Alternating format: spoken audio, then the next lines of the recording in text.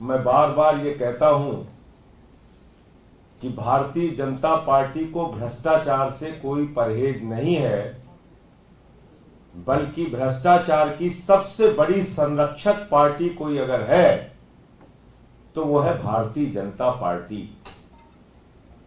ये बात electoral bond में भी सामने आ गई।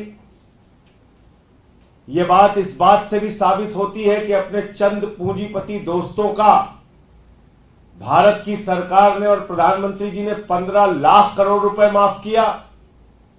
3.5 लाख करोड़ रुपए बैंकों के सेटलमेंट के जरिए चंद पूंजीपतियों का माफ किया गया।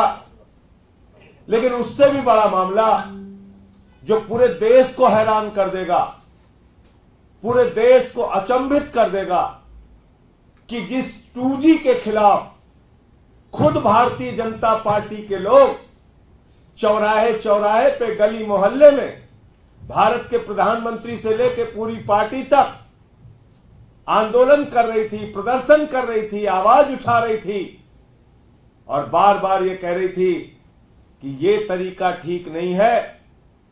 फर्स्ट कम फर्स्ट सर्विस की, फर्स्ट कम फर्स्ट सर्व की जो पॉलिसी है वो गलत है, यही आरोप था।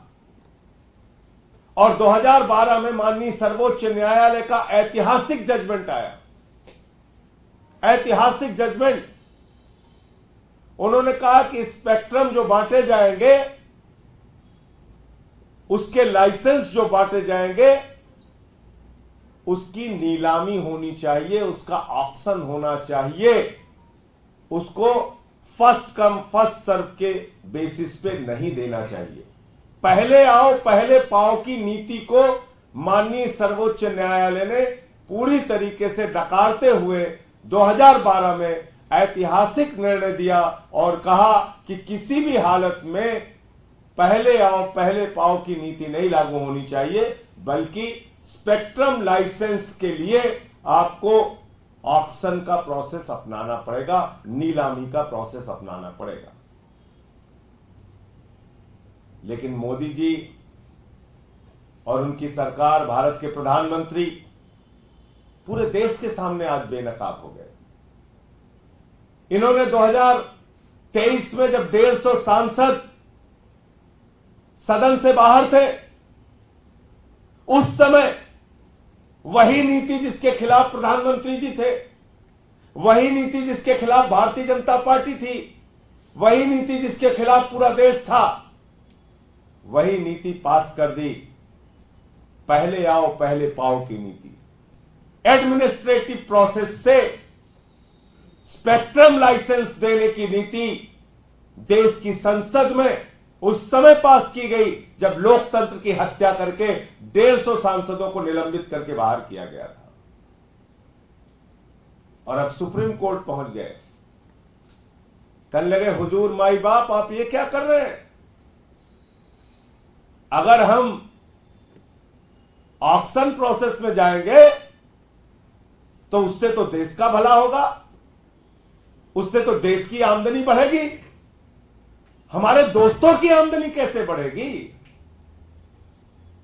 हमारे सरकार की लूटखोरी कैसे बढ़ेगी, भ्रष्टाचार कैसे बढ़ेगा?